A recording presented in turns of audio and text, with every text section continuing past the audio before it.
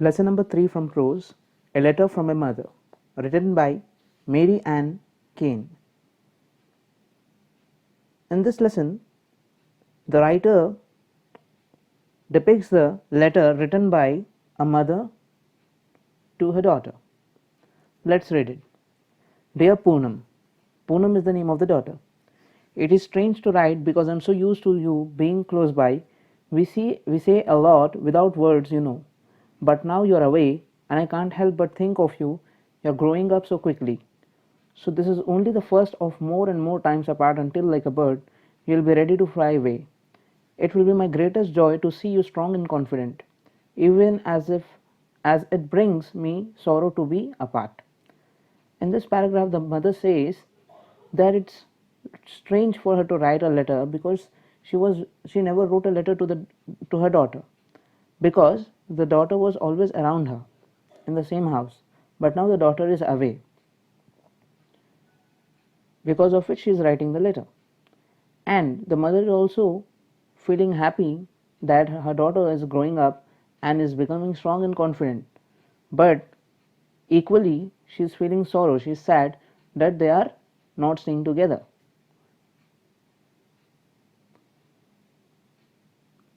Being apart may be a good thing in this way. It makes me put into words those things I feel and think but don't say. For instance, it pleases me that you are so strong minded and persistent, you are not easily discouraged, even when you don't succeed at first. Remember the time when you couldn't do your multiplication tables? The teacher was going faster than you could manage, and you felt bad that you were unable to keep up. But you made your own study cards and asked me and Daddy to help you. And when you succeeded finally in learning those tables, you were independent enough to think through your problems, but responsible enough to ask for help to learn. In the second paragraph, the writer says that even if the daughter is apart, in the sense, even if the daughter is away, it makes her put the words which she feels but did not say till now. And she also praises her daughter that she is very strong minded and she will not be easily discouraged.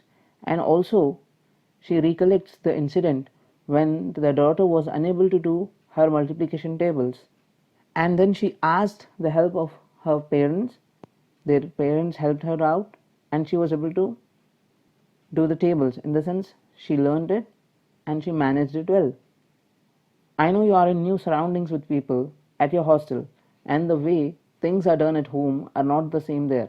You have to be careful to look after yourself since no one is going to ask you how you are or care about your comforts. So the girl, the daughter, is sent to the hostel for her studies, and mother says that the surroundings, the people, will be very different comparatively to the house. Things are very different at home when compared with the hostel. So she needs to be careful and she should take care of herself because no one is going to bother about her. No one is going to ask whether she is fine or not. You have to speak up for what you need because the hostel warden can't give you the attention you receive at home. At the same time, you need to watch out for others, help them to help themselves. So if you observe, there will be many kids, many students in the hostel. So the hostel warden cannot give attention to one and all. So if the girl needs something, she should speak up. That is nothing but she should tell the warden, and equally she should help the other students also. Don't think you are the only one with needs. Everyone will feel as you do because it's a new situation for them all. If you feel homesick, you may find helping someone else through their homesickness will help you feel better yourself. So the mother is insisting that yes, you may feel lonely because it's a new situation, and just like you feel lonely, many others will feel because it's the same situation for all of them. In that case, she should help others. If when she helps others, it will also be helpful to her. I want you to make the best of this experience, and I know you can. I also know that a new situation brings confusion because you're learning new ways to act. Don't be afraid to try new activities or introduce yourself to new people. So, the mother also says that this would be her best experience and she will make it the best experience. She is confident that her daughter would make it a best experience. And she also says that as it's a new situation, there are very new people and new ways are being introduced, she might be confused at first, but also says her daughter not to be afraid to try the new activities or introduce yourself to new people. Look after your own happiness without waiting for someone to look out for you, but don't forget to look out for others' welfare too. In the seventh paragraph, the mom advises her daughter that she should look after her own happiness and she should not wait for someone who will take care of it. But equally, she should not forget about others' happiness also. She should take care of other students' happiness as well.